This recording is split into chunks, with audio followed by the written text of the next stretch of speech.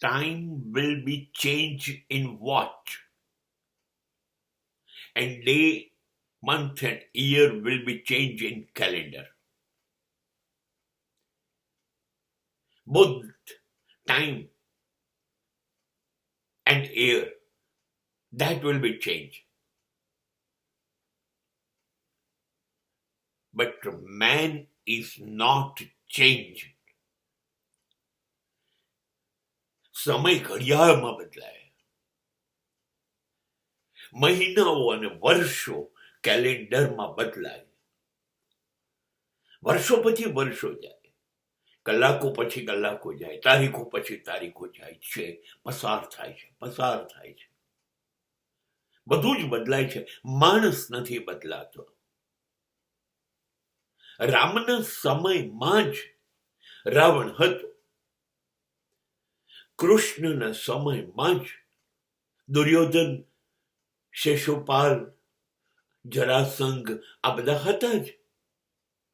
બુદ્ધ અને મહાવીરના સમયમાં પણ અંગુલીમાલ અને એવા ડાકુઓ હતા જ. ક્રાઇસ્ટ જીસસના સમયની અંદર પણ જીસસને ફાંસી પર ચડાવી દેનારા હતા જ.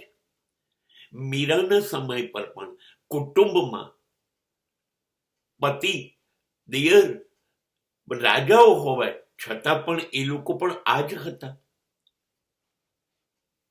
કોઈ જગ્યાએ કોઈ પણ સમયમાં લોકો કહે છે સતયુગ, ત્રેતાયુગ, લોકો ગમે તે કહેતા હોય. યુગ બદલાયો, સતયુગથી કલયુગ સુધી આવ્યા, માણસ નથી બદલાયો. માણસ હજી અસત્ય, અનીતિ,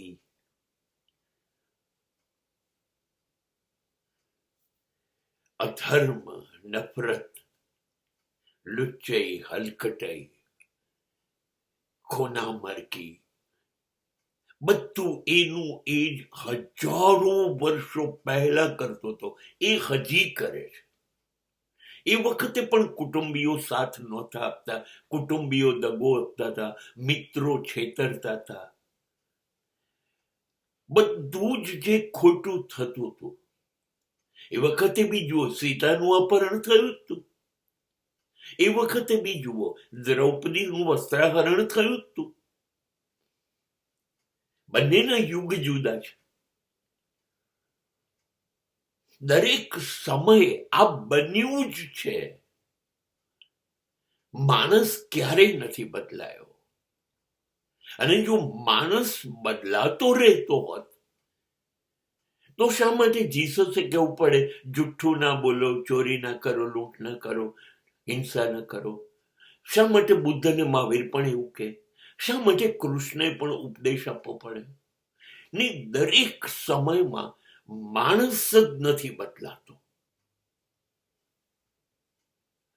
ઈશ્વર પોતે અથવા ઈશ્વરના દૂત જેવા અદ્ભુત માણસો આવ્યા છતાં પણ ક્યારેય યુગો બદલાયા, પણ માણસ બદલાવાનું નામ નથી લેતો.